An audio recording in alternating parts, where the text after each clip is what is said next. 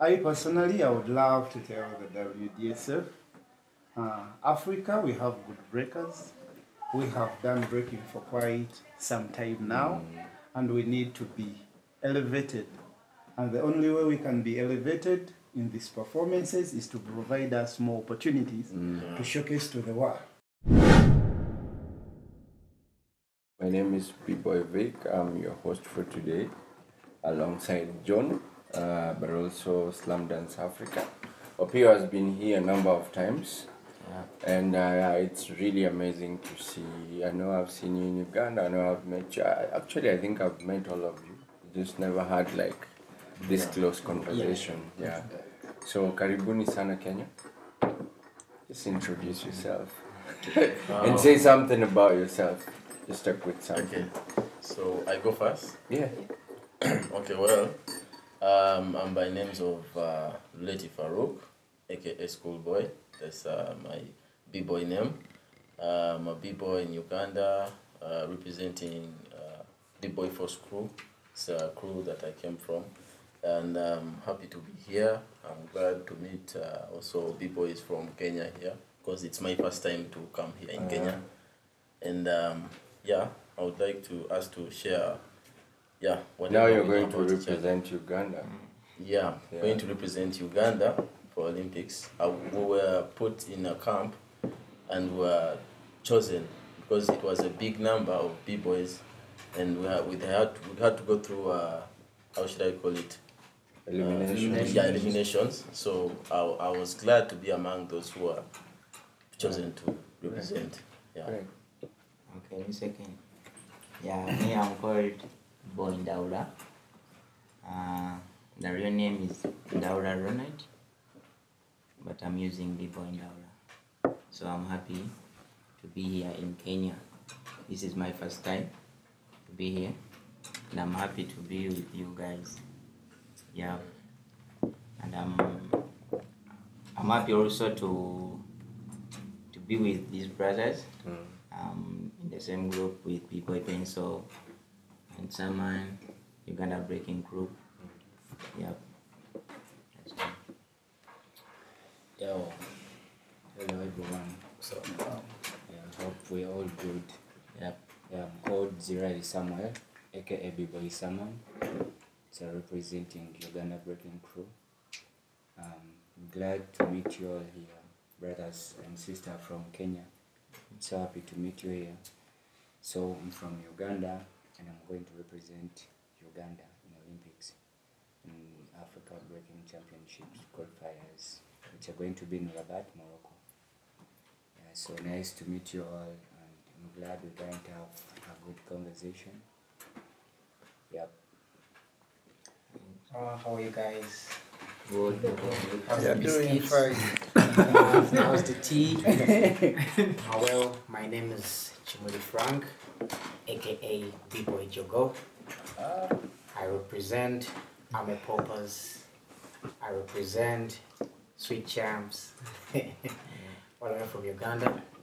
So I'm glad to be here too. This is also my first time to be in Kenya. Yeah, I've liked it. It's kind of different from Uganda. Yeah. Good climate. Cold. Yeah. Yeah. And I'm happy to be here also. And it's also my first international battle.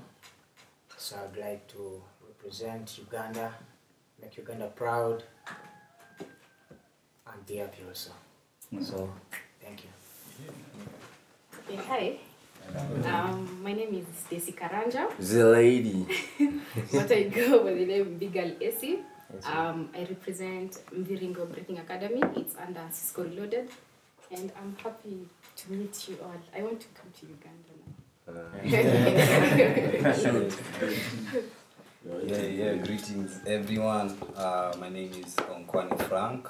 I am founder of Halisi Breaking and also co-founder at Mviringo Breaking Academy.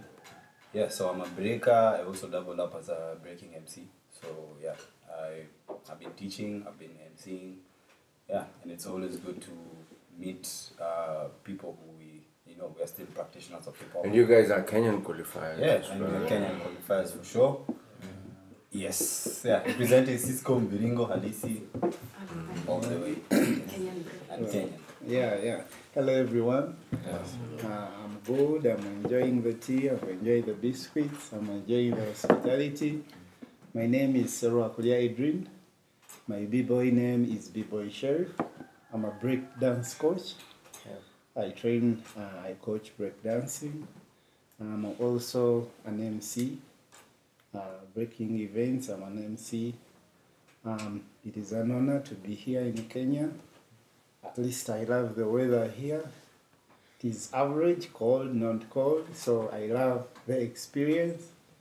And also, I love whatever is going on right now, and I'm looking forward to having a very fruitful and meaningful experience with you guys. Thank So you you're so much. representing in Morocco as a coach or as a breaker? I'm representing as a breaker. Oh, nice. I went for 2 licenses as a coach and as a breaker. Okay. But this being a top level competition, at least I would love to participate at least in this one. Then I can call it quits for my breaking career as a competitive athlete And be a coach. Okay. So this is like my last battle. Yeah. So I'm looking forward to putting a great performance because it is my last. Yeah. So I work with Uganda Dance Sport Federation, the federation that is behind in supporting all these athletes to reach to this level, the one that has paved the way and paved the journey for these athletes, and I work as a technical officer. So my main responsibility is to look for these talented athletes, pave way, create activities that engage them to improve their skills, and probably to avail opportunity like this one. Awesome. Yeah. Hello everyone. My name is Alpio Steven, also known as B-Boy Pencil MC. I'm a dancer, dance teacher, dance choreographer, and representing Uganda Breaking Groups, and also founder and director of Babaliwepa Foundation. And I'm an event organizer, and I'm happy to be here for the first time. And I'm happy, and also I want to thank Slam Dance for hosting us today, and also having good time. Let's start with up here. You've been here 3 times representing Kenya, representing Uganda in Kenya, right? Yeah, for the Slam Dance finals. How does it feel for you to be representing to Morocco as an Olympian? Yeah, I feel also this is a big opportunity because all along I've been coming here, and also not coming for the battles, but also I've been attending workshops that was being organized by Slam Dance, like for example, also being in the workshop of Meno, and I feel like all the time that I've been in his workshops, my breaking level never remained the same, and I feel also this time round, as we are going to Rabat, I'm going to give my best. Yeah. Frank, Yeah. you are an Olympic qualifier for the Kenyan team, and you're sitting here with Olympians who are going to the Olympics. I was part of the organizing, and we had over 40 B-boys. Tell us your journey and how it feels to have been a qualifier for the country, and what does it mean to you to be an Olympian?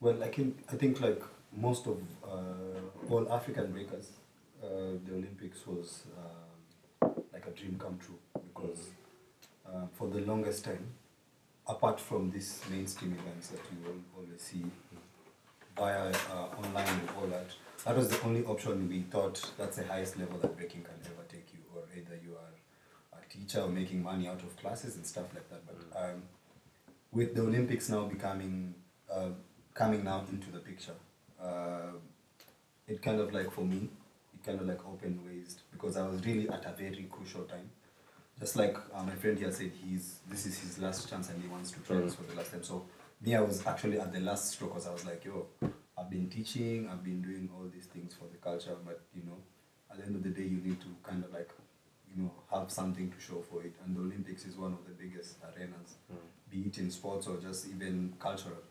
So yeah, first of all, it's just amazing to just be part of a Kenyan qualifier, not only representing Kenya, but also representing my native land where I come from, which is Kisii County. And chances are I'm the only breaker from that area. So you see, it's a good thing, and still it's also a form of representation. And also, it feels like it opens more doors, and it has, now I can be able to become a coach, I can be able to become a practitioner in any way or any form within the breaking community or breaking scene with a goal. So it's amazing. Awesome. Jogo. Yes, sir. B-Boy Jogo, what is breaking for you, and what does it mean to be representing Uganda to the Olympics? Well, breaking to me, it has opened opportunities.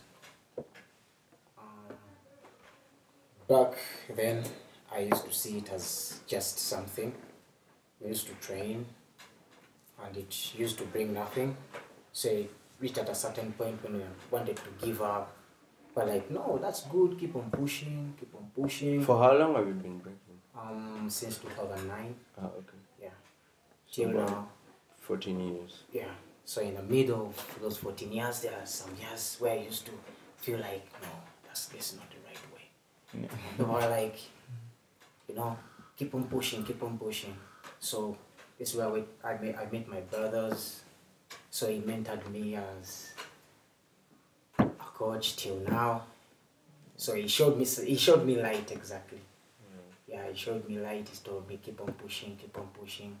So this is now a chance for me to prove to him, not only to him, but also to Uganda, that breaking is not only for failures, but it shows light to each and every breaker down, maybe up, maybe down. It's a chance for everybody. Yeah. How long have you been breaking? Me? Now I'm making 12. 12 years? Yeah. How does it feel for you, for the Ugandan government and the Ugandan Dance Federation, UDSF, to be able to support you to Morocco and represent the country as an Olympian? For me... And what is your journey in breaking for the past 12 years? For the first, this was my dream to be a part breaker, the best breaker in Africa and in Uganda. So for me, I see, because I've been representing Uganda. This is now I'm going to make three times to go there outside. So the first time you were in France. France, yeah. And then again France. Okay. Now I'm going in Morocco. Right. Yeah. And it's good to my side. So your government has been fully supporting all these trips? Yeah. What are some of your challenges as a breaker? Well, first and foremost, I used to face challenges with my parents when I was still, starting the breaking scene. Yeah, we used to train as kids because we liked the art in b-boy when it was introduced to us. But the more we used to train, our parents used to, discourage us because they don't see no future in breaking. That was back in the days when we were still very young. But then, reached a time we kept on pushing, and events started coming up. So we kind of try to explain to them that at least I'm training for this because there's something, let's say an event going to happen, and I might get a chance to, win something or a prize, and I'll bring it home. But then still the parents don't, focus, they don't see much in it. That, because they can ask you, now, is that going to, pay for your fees? Is it going to, get you money maybe to get a house or to rent or something. So if he doesn't total up to that, then they're like, no. How do your parents feel now that you're representing as a national Olympian?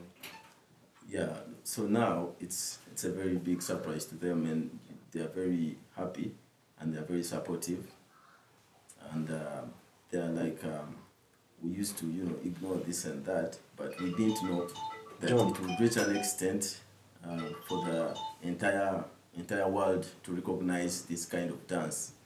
Yeah, since it was put in Olympics, it has opened up big opportunities for all the breakers in the world, because it's now like everyone knows you can train. You're training for something to an international level, like the whole world. Yeah, it's not just going to remain within your country, or let's say within Africa or within East Africa, but it's going to be for the whole world. So it's something that can actually open up doors for someone, like a very big door, if at all you put in a lot of effort. Interesting. My next question is going to be AC, but before AC, I'm going to talk to the coach. Why do we just have gentlemen from the WDSL qualifiers and no lady? Do you have big girls in Uganda? We have big girls in Uganda, but breaking into the Olympics came in the sport aspect.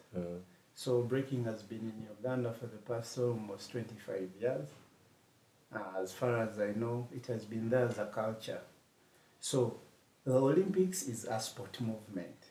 So now we have a challenge of some breakers not understanding how sport works. Because sport calls for licenses for participation. Sport calls for some other documents, code of conduct, and other documents that are necessary. And the biggest challenge that we have in Uganda, there are a lot of very good breakers, both boys and girls. But now when these bigger opportunities come, they are not ready for them. How? We tend to forget that for you to travel from one country to another, you need travel documents.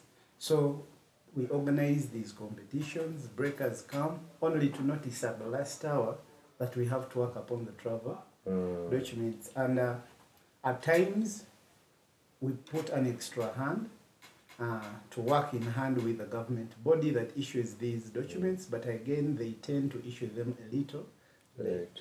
So we noticed this this year.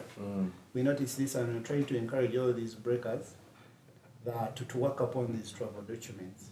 So we help them fill in the forms for them, give them recommendation letters to go work upon these documents. Now, the challenge we are having this time round.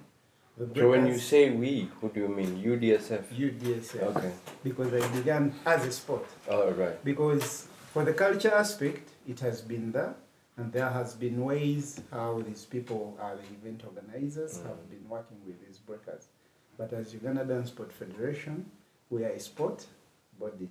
So we look at breaking as a sport discipline.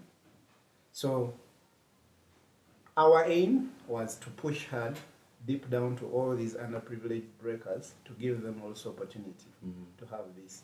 Now to the exact question why you don't have girls. So the girls we had an issue. In the beginning, we never knew that there is an age bracket that these people want. So when we search which is 16 years. And above. And above. So the breakers that we had are 15 and some few months. So calculating to the year when Olympics will be coming, they will not be 16. And yet in Olympics, they tell you every breaker must be 16 and above. So we had 4 girls. But our main challenge was the age. Because these adult breakers, the big girls that are adult, I don't know, but they are not yet embracing the sport aspect of breaking. So they are still deep rooted in faith with the culture. Yet when Olympics came in the line of sport. So we had a challenge. So we went down to pass on the opportunity. So do you feel like people are still struggling to transition from the culture into the sport? It is not a matter of transiting, but it is a matter of accepting both. Right. Okay. I am both sport and culture. Culture. Okay. So some people are true culture, Mm. and they feel like to join in sport. They're still in it's denial. like you get it. Okay. Yet two things can work at the same time. They can merge. You can coexist in the culture, and you can coexist in the sport. So we are trying to see the best way how we can merge these people to understand this, because sport does not strip you of being culture. Right. Yes. And again, even Olympics has that some culture aspect. Olympic itself is a culture movement. So the two can work together. So maybe we are looking for a best way how we can inform these breakers that the two can work together. So, and it is working because some of them at least are now accepting that sport is there, even though culture has been there. So as the federation, we are looking at breaking in the sport aspect. So the breakers that I told you, the biggers that we have had an opportunity as the federation. We have pushed breaking into the Ministry of Education and Sport.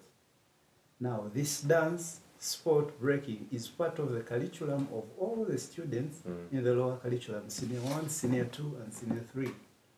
So it is part of their subject in the education syllabus. So we are trying to build a wide number of B girls and B boys in the young age, because now look at us, we are aging out.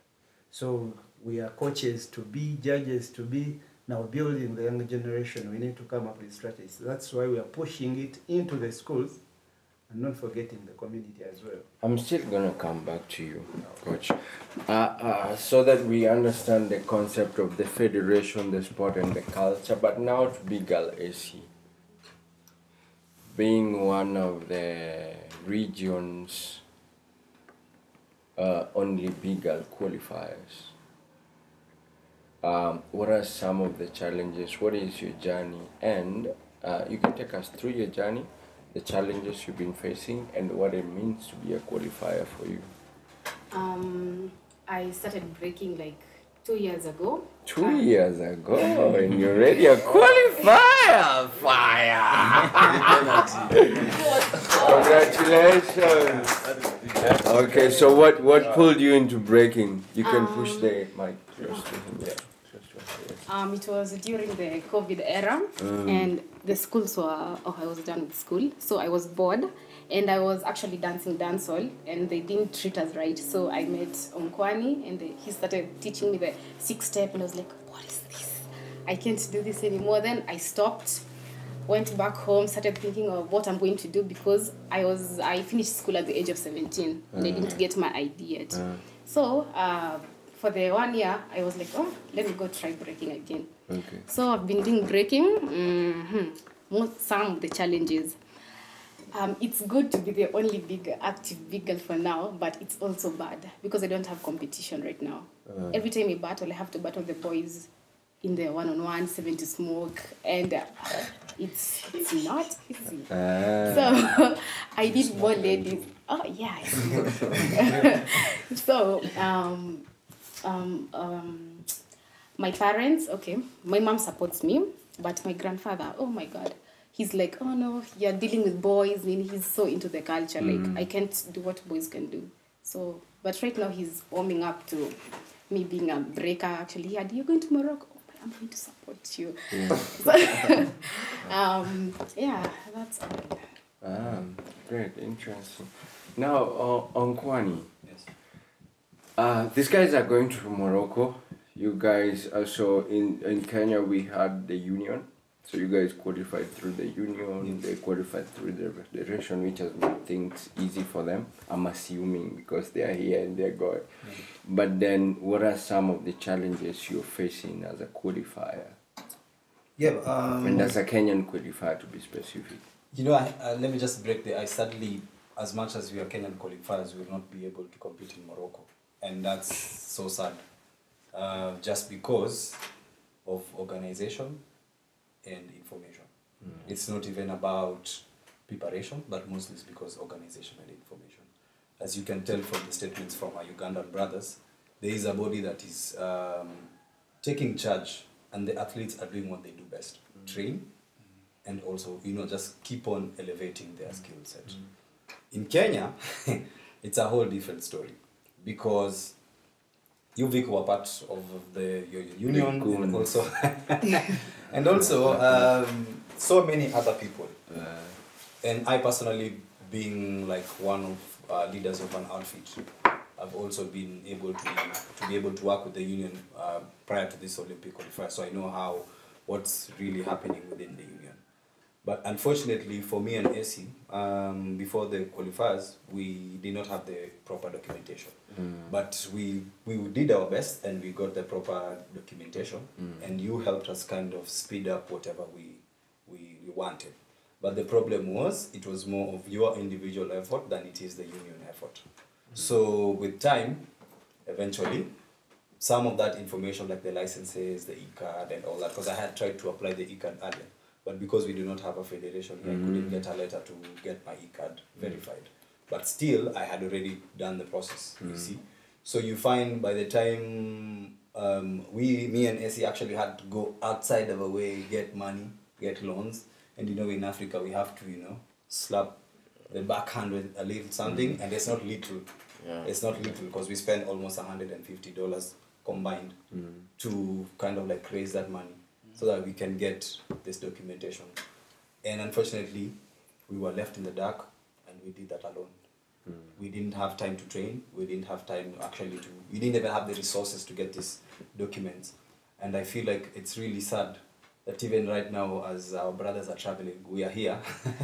And certain parties in this scene are actually trying to find money to go represent Kenya, and yet the official people who won were not helped, because if we actually did this fundraiser way before, after the qualifier, me and Desi would be talking a totally different story, and B-Boy Graham in his absence here. So it's really sad when things like that happen. But for me, because I have people who look up to me, the winner, I was second place. The winner, B-Boy Green, was also my student. S is also my student. And as a member of Cisco, as a member of Viringo, as a member of Halisi, I feel like it should be, organization is what is failing Africa. And in this case, this is a clear example of what disorganization, misinformation can do. Because now you have the best of the best not being able to travel, but only the people who have the valid documentation traveling. Who's to blame in this case?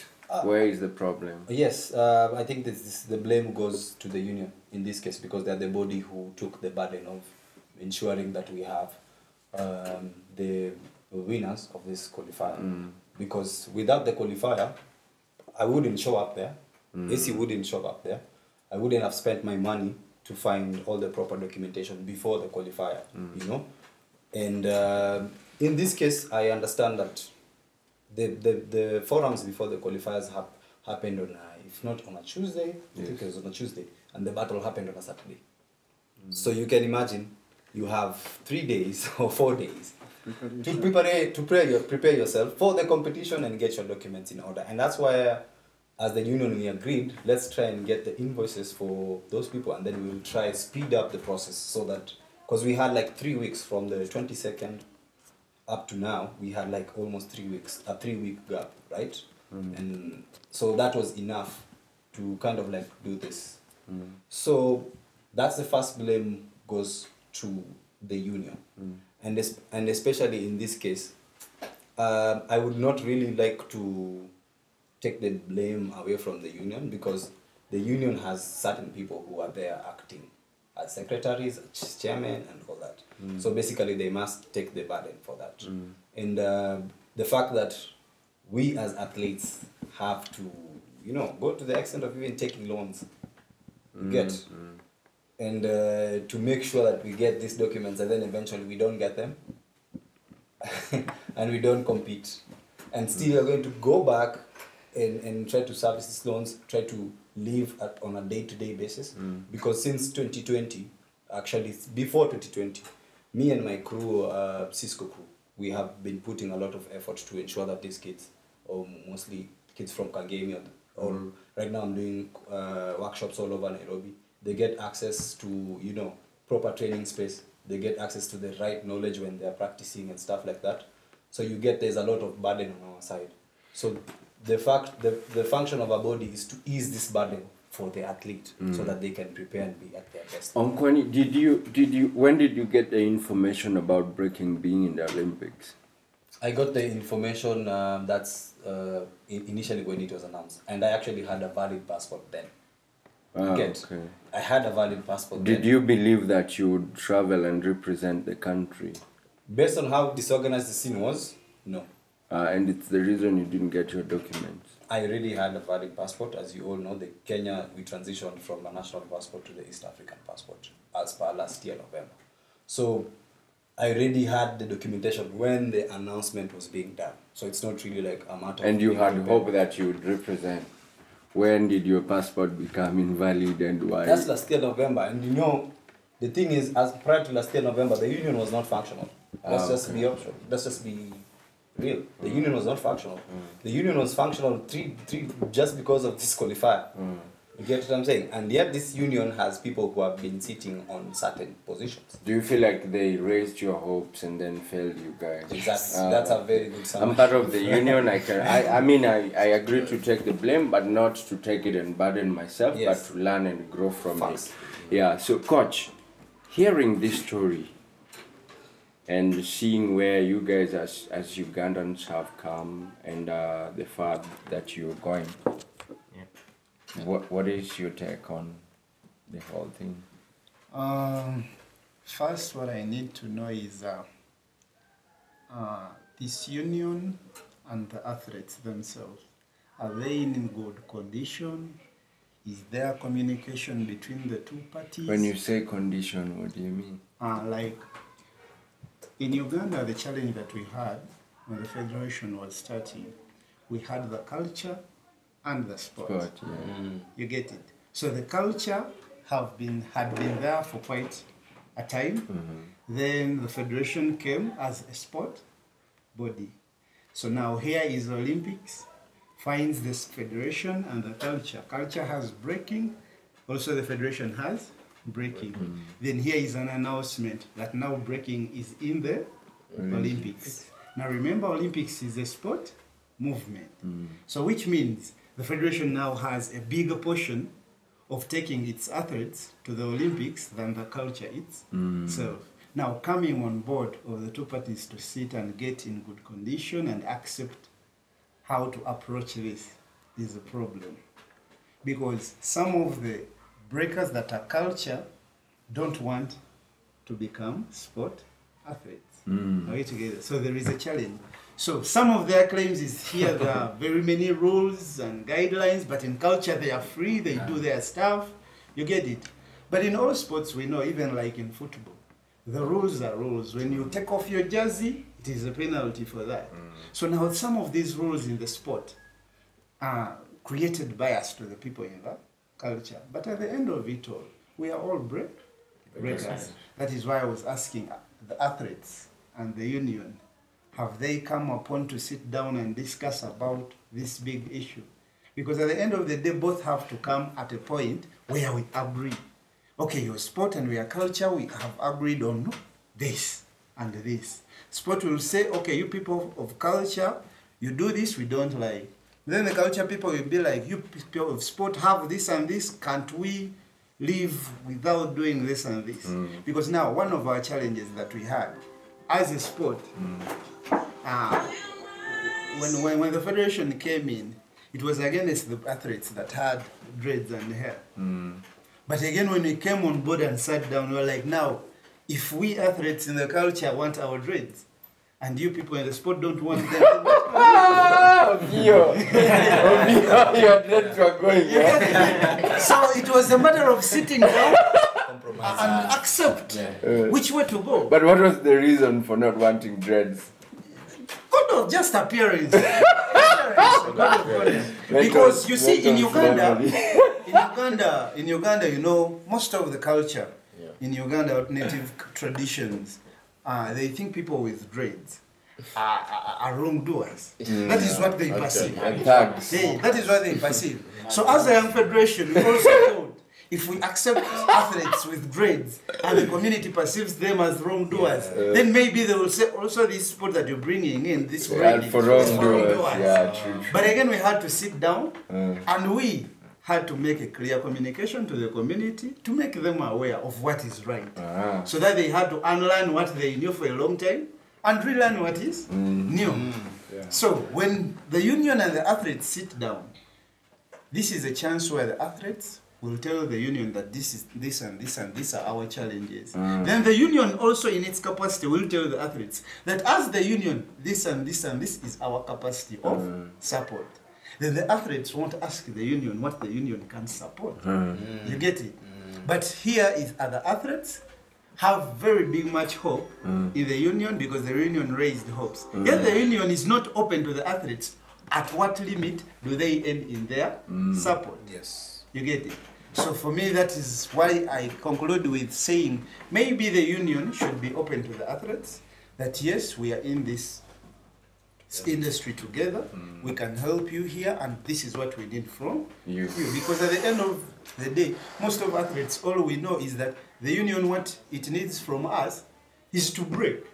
I have my breaking skills, I can do my moves, end of story.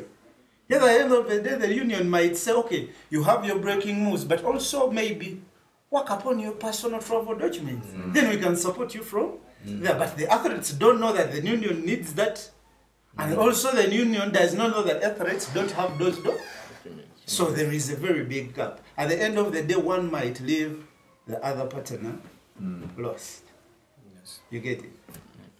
So that is my submission. Understanding the challenges that the Kenyan athletes and qualifiers have so far, and being at a position where UDSF now is giving you an opportunity to be able to travel without having to pay for your expenses, what should Uganda expect from you, and how do you feel about it? Well, first, according to the story I've heard from my brothers and sisters in the Kenya side, this shows that we are having a big chance that we don't have to waste, because people out there, people out there are striving for the chance, but it's still lacking in their way. So as we are taken as part of having this chance and we're given the opportunity, it means we have to, fight hard, represent so hard to make sure we don't bring, let's say, we don't put our people with their hopes down. So we have to make sure we strive so hard to bring out the best of the best, because it's what we are now looking at and what we are aiming at. Yeah. Okay. So UDSF having given you a chance twice to go to France and now the third one to Morocco on transit from Kenya, what is it that you're giving your country and UDSF at large? Yeah, I think good results and good performance. Okay, so that's what Uganda should expect from you. Yeah. Museveni is following. If you go back and you don't have that, he's going to send you back to Morocco. Esi, That's for accountability. I mean, what is your take home from this as a big girl? That breaking is to some people it's a life-saving art. To most of us, because most of us are from the ghetto, something like that. So maybe we should just work together. The beefs should be set aside, sit together, work on creating and enhancing the new generation. So conversations. Communication. Yeah. Communication. Okay. Yeah. Jogo, what is your take home for today before we break for a break? My take on is I will do my best for my country so that I can bring good results. Being given the opportunity to represent Uganda is not an easy task. So I have to strive and bring the best out of me. To my brothers who have not, my sisters who have not made it, the let's hope God may make it. To other qualifiers. Yeah. Yeah. Opio, we only have one African qualifiers. I don't know if you know about it. The one in Morocco. How do you feel about that? I think this means big to the entire Africa because as you see, like it has been like this is a big platform. To me, the way I see it, whereby everyone is going to give his best, whereby like the winner that will win to Rabat, at least Africa, the flag of Africa will be raised up. And also as a breaking athlete, I feel like this is a big opportunity whereby when I win that, straight away I just qualify to Olympics 2024. Yeah. Coach, do you agree that Africa just needs one qualifier and we should look at it as a favor or as an opportunity to the Olympics? I personally, I don't think we need one qualifier. At least it would have been two qualifiers. But so if you are talking to WDSF on camera, what would you tell them as a coach and as an African? I personally, I would love to tell the WDSF, Africa, we have good breakers. We have done breaking for quite some time now, and we need to be elevated. And the only way we can be elevated in these performances is to provide us more opportunities to showcase to the world that the skill and talent is here in the continent of Africa. So having this qualifier in Rabat, I know all the countries that are qualifying for this championship will send a very clear message to other continents that even in Africa, we have very good breakers that can compete on the international scene. And I believe after this qualifier, most of those continents will change their eyes, will change their perception of African breakers, and maybe we shall have more opportunities to come in, more support to come in, to elevate all our brothers and sisters, because most of the time I know a whole country like Uganda or Kenya has a lot of breakers. For only to make it, let's say, my dear sister, my dear brother, there are very many other breakers that are left behind. And maybe if we can get that support, and if we can get that elevation from these other countries that don't think we have talent, maybe we can present more numbers of better breakers. Onkwani, what is the hope for Kenya? Sound like Is there no really hope? Okay, let me ask. hope The for first Kenya? question would be: is there hope for Kenya? There is hope because there is a future generation, and the future generation is always bringing hope. Okay, in this case for the Olympics, Yes. is there hope for Kenya? The fact that we do not have Kenyan breakers, the best, not really. In that case, the best, the top-notch Kenyan breakers representing in Rabat, it's shaken. It's more or less. It's just a roller coaster of emotion. It's like there's hope and still no hope because there are other more qualifiers. Okay. But unfortunately, those qualifiers are not happening in Africa. So, when in regards to the Olympics right now, with how things stand, There's no hope. there is no hope because you realize when it moves from a national to an individual, that's where we get it wrong. Because now we need to think about this from a broader perspective. Let's think about the Kenyan flag than a specific Kenyan crew or a specific face. Let's now think about the country and who is going to represent the country. Because Kenya has been known to perform really well in such platforms. And this is also another chance for the Kenyan youth. It's also another chance for the future to be able to find avenues and urban sports that they can be able to compete in. Right. Yeah. So, talking on behalf of myself, because I can't claim to be part of the union, I was just in the organizing team. I'm not running away from the responsibility, but I think if Uganda was not to go to Rabat, I was going to appeal to WDSF to see if we could have a regional qualifier for East Africa. Yeah. But now Uganda has made it so we can't give an excuse for anything, because if there was a challenge, Uganda should have gone through the challenge. Yeah. But they did their best, and they're making it to Rabat tonight. So for me, I'd think about it this way, and my message to WDSF would be, Africa is a huge continent. So now the qualifiers that are left, I see one in China, the other one's you know. So I really think, because we just had the European qualifiers, right? Yeah. And then we have another one in Belgium. Yeah. And then we have another one in China. Africa deserves more than 2 qualifiers. Yeah. That is my take as a breaker, and also, I mean, as somebody who's pushing the scene. I don't feel like, because I don't really feel like Africans are accorded enough opportunities in a lot of sports. Yet Africa, like I said, has the best athletes.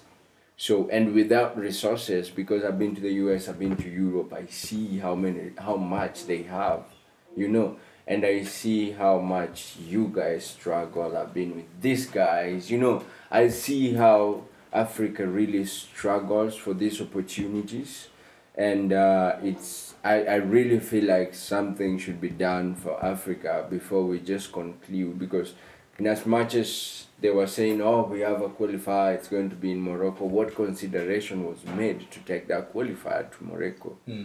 And what is the assumption that in other East African countries or other African countries, there are no places where we can hold qualifiers? And who was part of the organizing of these qualifiers? You understand what I mean? Yeah. Yes. And how is Africa's involvement in these qualifiers? So, in as much as we are presented with this opportunity that is big and looks big, I still feel like it is just a scoop of the opportunity that we've been given. And then the question is, are we afraid of African athletes? Yeah. And if we are doing the Olympics, it's a global event, then why aren't we giving these opportunities to all the continents equally? Yeah. Okay. Some deep stuff for sure. That's very deep stuff. Yeah, but also my advice to athletes, I think it's very important. I told these guys when I was in Uganda the first time, I think now my advice to you guys is always have your documents. As an athlete, always have your documents. It's no one's responsibility for you to not have your documents. And then I understand the difficulty that has been and the confusion that has been there. But for me, as somebody who was part of the organizing, I took it as a learning opportunity on what to do better. Because the reason I decided to push breakers and not be the breaker is because I feel like if I was the breaker, I would not have this opportunity with all these athletes. If I was the breaker, I would not have an opportunity to interact with you guys, probably just on the floor and then move on. But then I feel like I've taken a role that now leaves me with a burden on my back, because you're saying, you know, union. I'm not part of the union. I look like I was part of it because I was part of the organizing, and that made me part of it. But quote unquote, I don't really have a lot of information on what's going on and what are the solutions. I'm trying to fight for solutions for you guys because I want a representation for the country, but it's also proven very difficult for me. I also have my responsibilities in life. So all the best for the region, East Africa. I'll try to still appeal to WDSF and other bodies to see if we can get more qualifiers for Africa. Yeah. Cool. So Sounds good. maybe a message that I can send to the breakers in Kenya and the union. You know, the breaking scene is wide. We have the MCs, we have the DJs, we have the breakers themselves, and the event organizers. Yeah.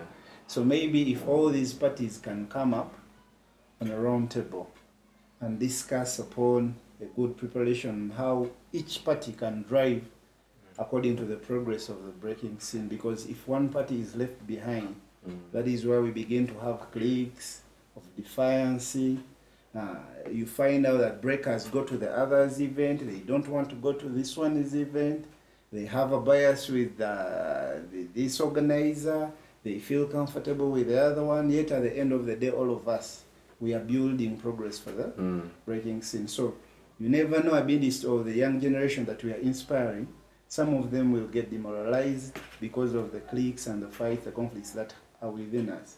So maybe if we can have time, the union and its administration or board of governance, then maybe the breakers on ground, the event organizers, the MCs, and maybe we come up with one voice. Maybe it could be a start or a build up, a first block towards progress of this. Because I know even in Uganda it has been a tug of war. I know we are not yet there, but at least we are somewhere. Right. I think also here in Kenya, maybe we should start from there. As long as maybe you can accept that one or two, three things, we can start from there. But if we are all in different angles, you may find out we are taking different directions, and that can't take us anywhere. True. Okay. I appreciate you guys. All the best in Rabat. Represent the region. Now you're not just representing Uganda, but you're representing East Africa. Representing us, bro. Yes. So represent us to the best, and we always in support of what you're doing. Yeah. Peace.